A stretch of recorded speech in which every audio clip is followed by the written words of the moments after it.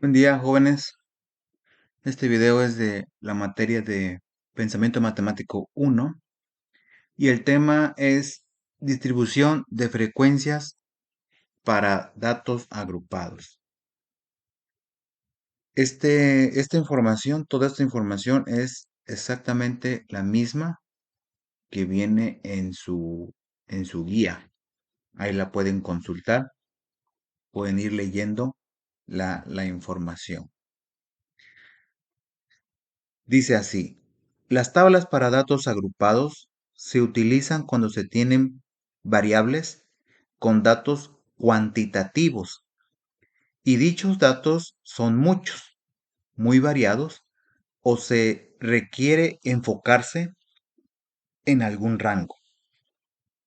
Por ejemplo, la Dirección General de Telebachillerato implementó la estrategia denominada Ingreso a la Educación Superior, IES. Dicha estrategia tiene como finalidad proporcionar a todos los estudiantes próximos a egresar herramientas que les permitan desempeñarse adecuadamente al momento de presentar su examen de admisión a la institución de educación superior de su elección, de manera que puedan ingresar a ella. Una de sus líneas de acción es presentar un examen diagnóstico para los módulos de comprensión lectora, redacción indirecta, pensamiento matemático e inglés, que les sirva como parámetro de comparación con el puntaje mínimo requerido solicitado para ingresar. Se quiere saber si los estudiantes cuentan con los conocimientos básicos de comprensión lectora, para lo cual, de las 38 zonas de supervisión, se seleccionó al azar los resultados de una zona de supervisión y se extrajeron del examen diagnóstico los resultados de los estudiantes en el módulo de comprensión lectora.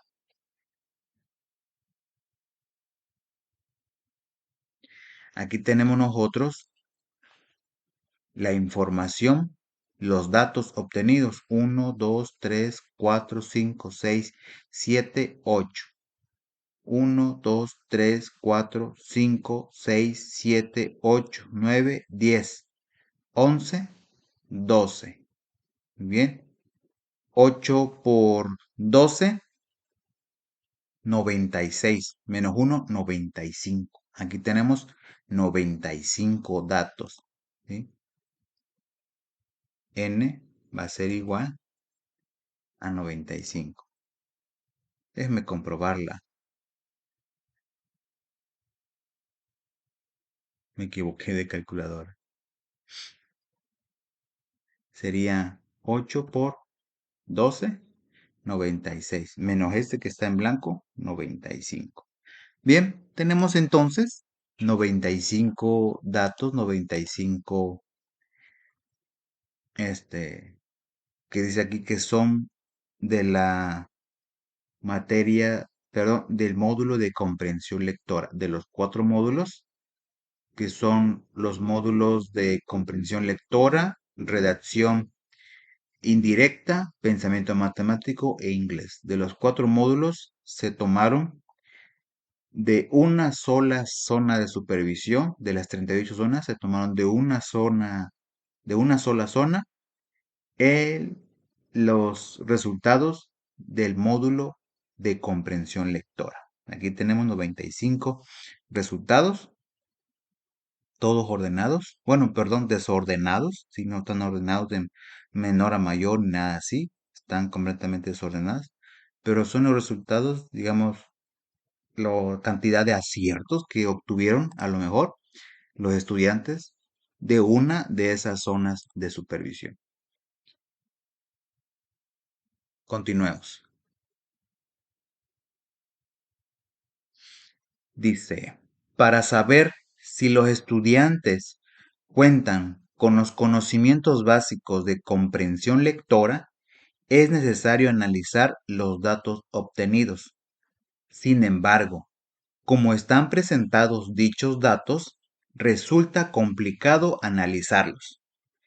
Es por ello que conviene organizarlos en una tabla que los subdivida en intervalos de clase. Esta tabla recibe el nombre de distribución de frecuencias para datos agrupados. Para la construcción de este tipo de distribuciones se deben realizar los siguientes pasos. El primer paso es calcular el rango. El rango es la diferencia entre el valor máximo y el valor mínimo del conjunto de datos. Nosotros aquí tenemos 95 datos. Nosotros aquí vamos a buscar cuál es el dato mayor o el número mayor y cuál es el dato menor. Hay que identificarlos, hay que buscarlos, revisar detenidamente para no confundirnos, ¿sí? El dato mayor es el 89. Por aquí está el 89. ¿Sí? No hay nada más alto que el 89. Y el dato menor es el 20. Por acá tenemos el 20. No hay nada menor a 20. Digamos que el joven sacó 20 aciertos, 20 buenas, 20, lo que ustedes quieran, 20 es lo más bajo. No hay 19, no hay 18. Y el 89 es lo más alto. No hay 90, 91, 90, nada. 89 es lo más alto. Entonces, para calcular nosotros el rango, tal y como nos dice aquí en el primer paso, el rango es igual al valor máximo o el dato más alto, el dato mayor, menos el valor mínimo o el dato menor, el dato más pequeño. En este ejemplo tenemos que es igual a 89 menos 20. Va a ser igual a 69. Por lo tanto, nuestro rango va a ser 69. Continuemos. El segundo paso nos dice número de clases. Se sugiere que el número de clases sea entre 4 y 10 clases, de manera que no se agrupen tanto los datos, pero tampoco sean tantos que se dificulte su interpretación. Para nuestro ejemplo trabajaremos con 7 clases, 7 intervalos. Aquí es importante hacerles una mención que no se encuentra en su guía, pero existe una fórmula para que nosotros calculemos el número de clases y aquí nos está diciendo directamente que nos vayamos a 7 clases. Es cierto, a lo mejor si aplicamos la fórmula, y ahí se la voy a dejar de tarea con su calculadora científica, que ustedes lo hagan, si nos dé 7, a lo mejor 6.90 y tanto, 6.80 y tanto, 7.12 por ahí, ¿sí?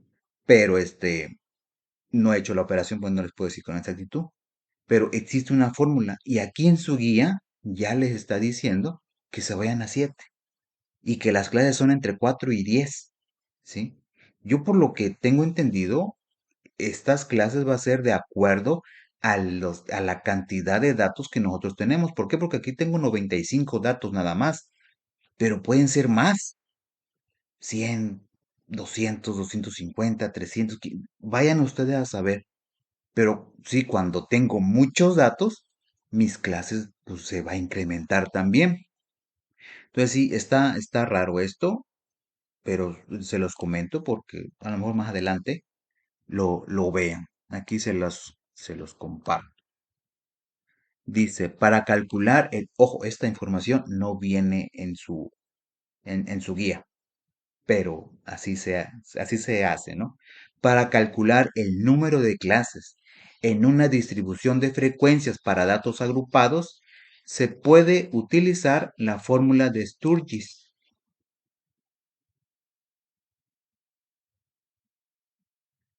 que nos dice K, que sería el número de clases, es igual a 1 más 3.322 por, ese puntito quiere decir por logaritmo de n. ¿Qué es n? El número total de datos. Para nuestro ejemplo que tenemos nosotros aquí, sería 95. N es igual a 95 datos. Entonces aquí nosotros la operación sería 1 más 3.322 por logaritmo de 95.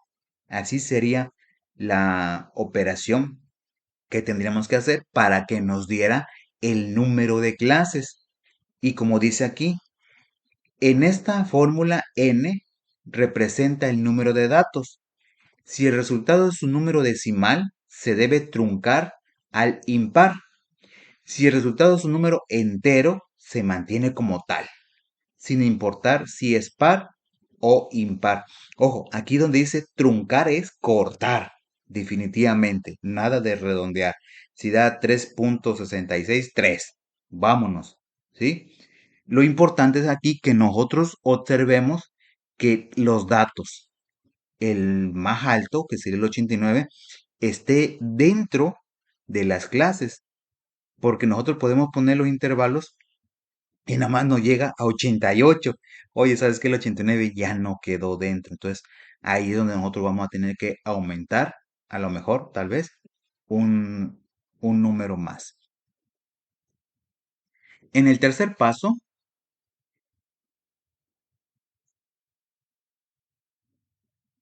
dice, número 3, amplitud del intervalo. Aunque existen distribuciones con intervalos de diferente magnitud, la sugerencia es que la amplitud, o sea, el tamaño del intervalo, de todos los intervalos sea igual. Una forma de uniformar los intervalos es dividir el rango más una unidad entre el número de clases que se han determinado. El rango es la cantidad que se obtuvo en el número 1, que es el 69. ¿Sí? Y el número de clases que nos dice la guía es 7, no la que se calcula con la fórmula. Lo que nos dice la guía es 7. ¿Sí? Entonces, tenemos nosotros la fórmula. Amplitud es igual al rango más la unidad dividido entre el número de clases, que va a ser igual a 69 más 1, 70. Entre 7 va a ser igual a 10. Por lo tanto, la amplitud,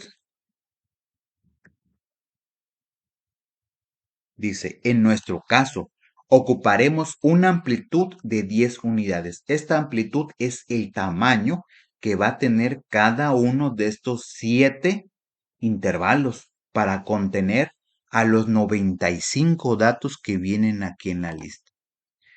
Paso número 4. Establecer los intervalos de las clases.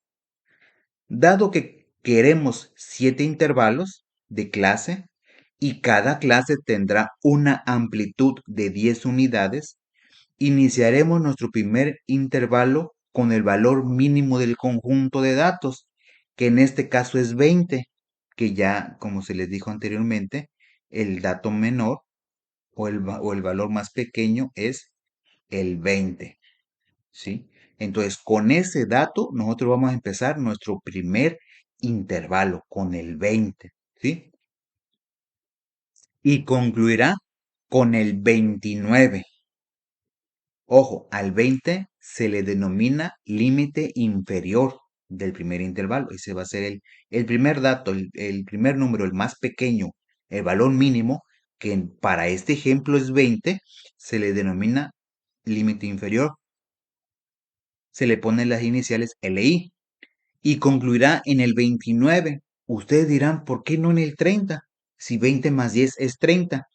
Pero si ustedes cuentan dato por dato, inician contando 20, 21, 22, 23, 24, 25, 26, 27, 28, 29, ya llevamos 10, ¿sí? Si nosotros dijéramos, oye, ¿sabes qué? 20 más 10, 30. Entonces el primer intervalo llega al 30. No, porque sería 20 al 30, si nosotros no podemos contar 20, 21, 22, 23, 24, nos daría 11 unidades. Y se supone que la amplitud o el tamaño del intervalo que nosotros calculamos es 10. Es por eso que llega al 29. No se le olvide eso. Este 29 se denominará límite superior del primer intervalo. Como la amplitud es igual a 10, se cuentan 10 datos. El primero es 20, el segundo es 21, el tercero es 22, cuarto 23, quinto 24, sexto 25, séptimo 26, octavo 27, noveno 28 y décimo 29. Así para los 7 intervalos, para que no os vayan a cometer ese error.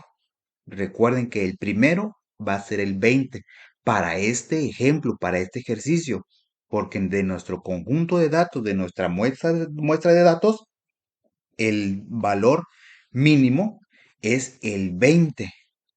Si tuviéramos nosotros otra muestra de datos, no sé, edades, peso, cualquier cosa, de n cantidad de individuos, nosotros ocuparemos el dato menor de ese ejemplo. Para este es 20. Bien, continuemos entonces.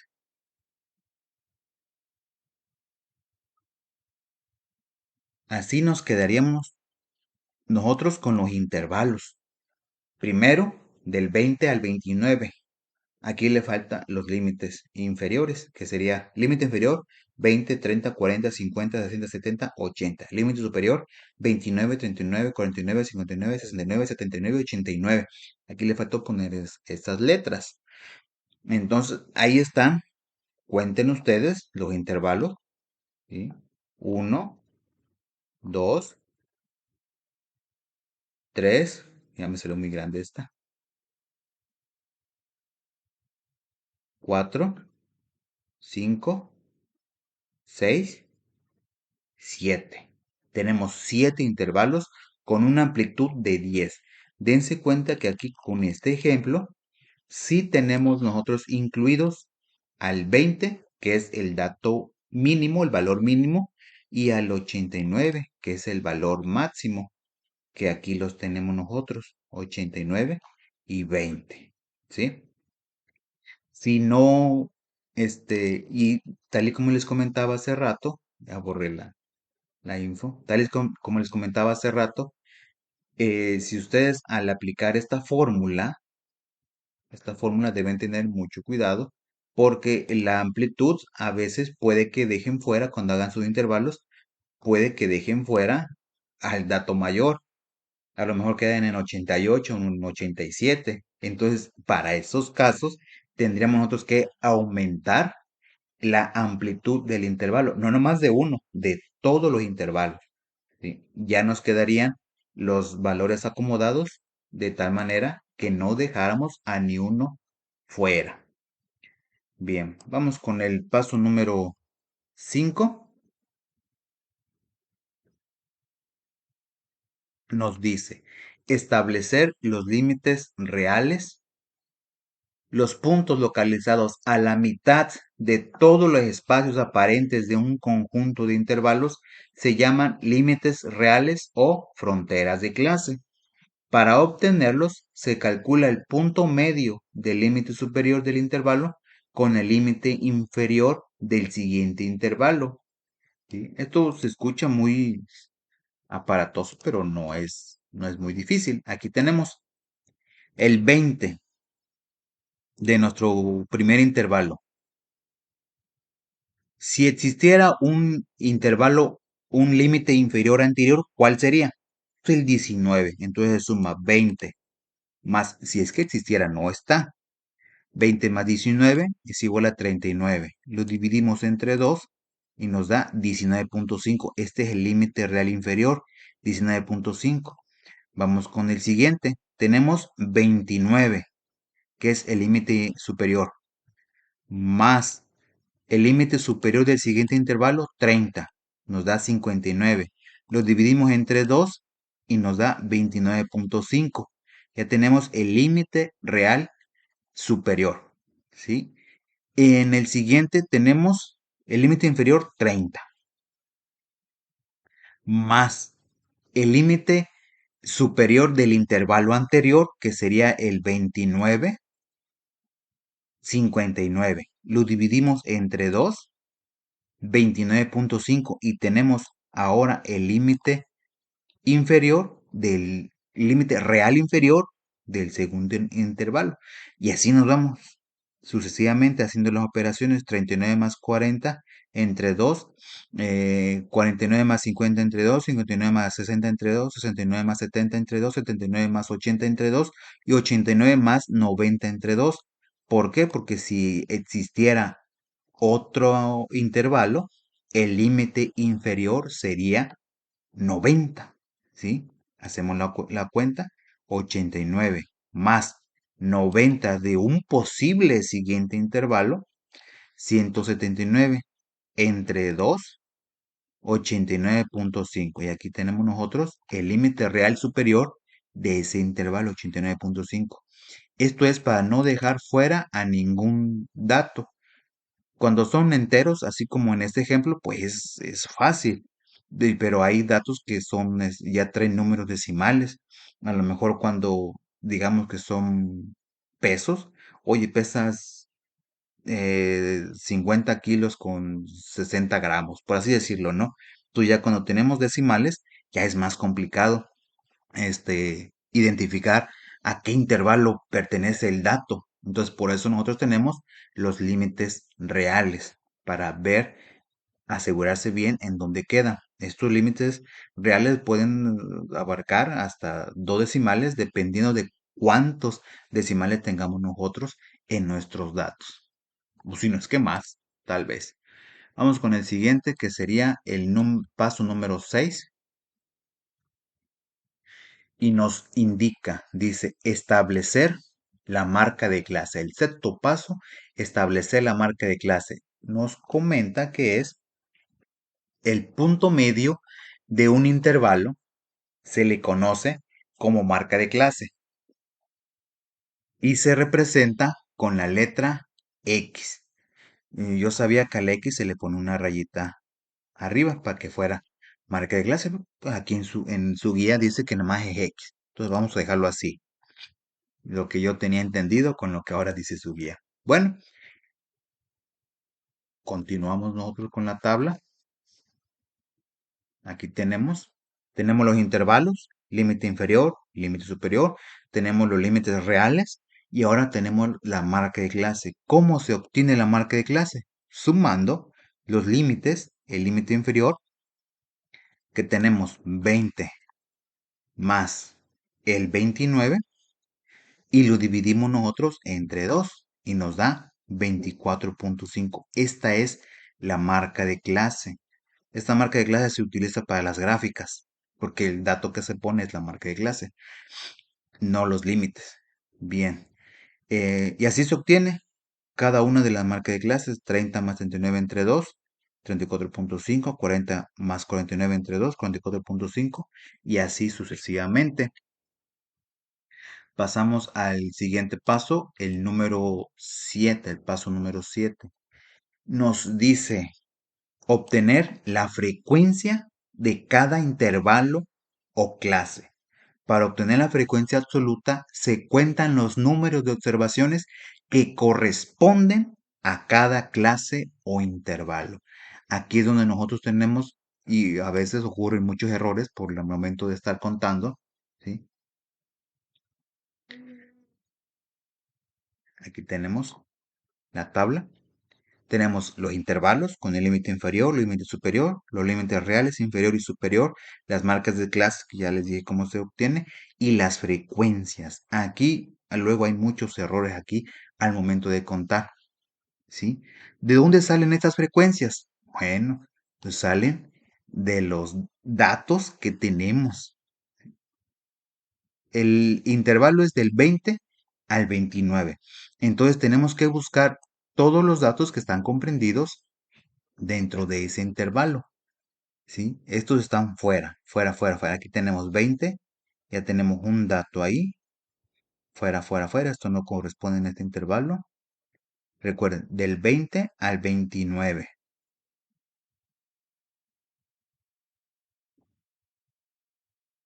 Aquí tenemos el 27, está comprendido dentro del intervalo. El 20 está comprendido dentro del intervalo. otro 27, ya llevamos 4, está comprendido dentro del intervalo, y acá tenemos otro 20. Ahí están los 5 datos que nos menciona aquí que corresponden, aquí dice 5. Esos son la cantidad de datos que corresponden a ese intervalo. No hay más. Y aquí es donde les digo que hay muchas equivocaciones luego. ¿Por qué? Porque se confunden.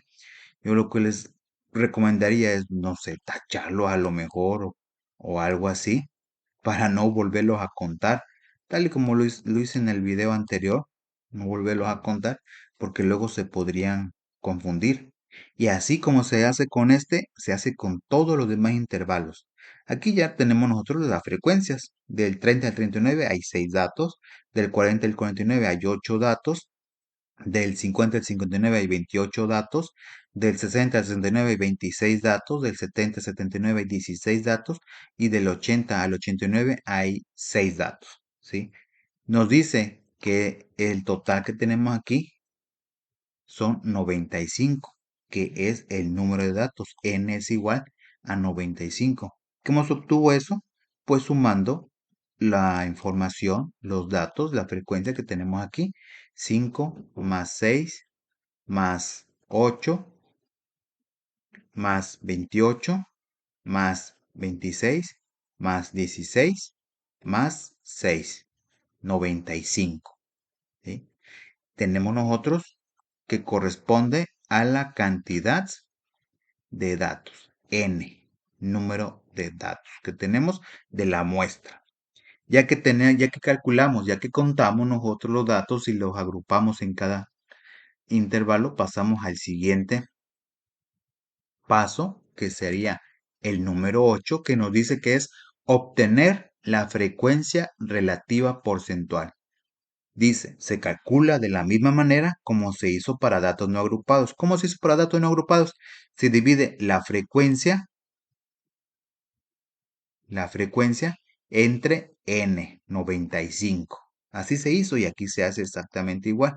Dice, se obtiene al dividir la frecuencia absoluta por el total de datos y el resultado multiplicarlo por 100, porque estamos obteniendo nosotros frecuencia relativa porcentual, no nada más la relativa, como era en el otro ejemplo.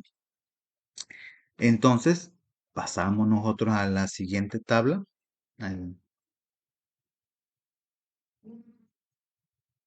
Acá la tenemos.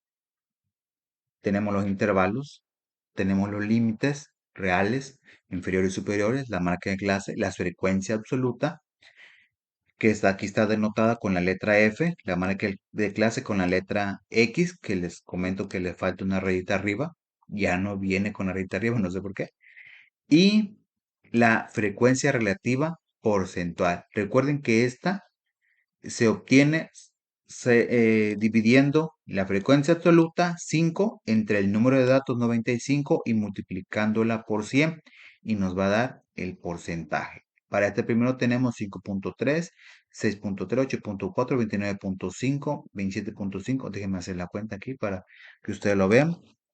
Sería 5 entre 95, 0.052. Multiplicamos por 100, 5.26. Y de hecho aquí está redondeado de un 5 a una sola decimal. Podemos poner las dos si queremos más exactitud, porque luego cuando se hace la suma, a lo mejor nos da 99.99. Pero esto es lo de menos. Es nada más por el uso de las decimales. Pasamos nosotros al siguiente paso, el paso número 9, que nos dice obtener la frecuencia relativa porcentual acumulada. Otra vez, se calcula de la misma manera como se hizo para datos no agrupados. Eso ya se vio en el video anterior. Se obtiene al sumar la frecuencia relativa porcentual de la clase con todas las anteriores. E igualmente puede ser ascendente o descendente. Ya para finalizar, aquí tenemos nosotros la frecuencia. En este caso, en este ejemplo, la tenemos de manera ascendente y de manera descendente. Yo diría que con una sola manera que se calculara, más que suficiente. Iniciamos con la primera que tiene 5.3%. ¿Por qué? Porque en el intervalo tenemos 5.3 y acumulado no hay nada, no hay ningún intervalo anterior. Entonces sería 5.3. En la siguiente tenemos 6.3%. Vamos a hacer la cuenta. 6.3 más. Del acumulado tenemos nosotros 5.3%. Sumamos 5.3 y nos va a dar 11.6. Por eso tenemos nosotros aquí 11.6% en el acumulado, ¿sí? En el siguiente intervalo tenemos nosotros 8.4. 8.4 más el acumulado que es 11.6 nos va a dar igual a 20. Por eso tenemos nosotros aquí 20. Y así la vamos calculando, ¿sí? Y de este lado, caso contrario, 100 menos 11.6, 94.7, menos 20, 88.4, menos 49.5, 80, menos 76.9, 50.5. Con una sola que se haga es más que suficiente. Muy bien, ya con eso nosotros terminamos con este tema. Hasta ahorita, distribución de frecuencias para datos agrupados. Yo creo que con este video, con esta explicación, ya pueden hacer ustedes el ejemplo que viene en la guía para que ustedes trabajen y lo practiquen. Saludos, que tengan excelente día. Ya se extendió mucho el video, pero bueno.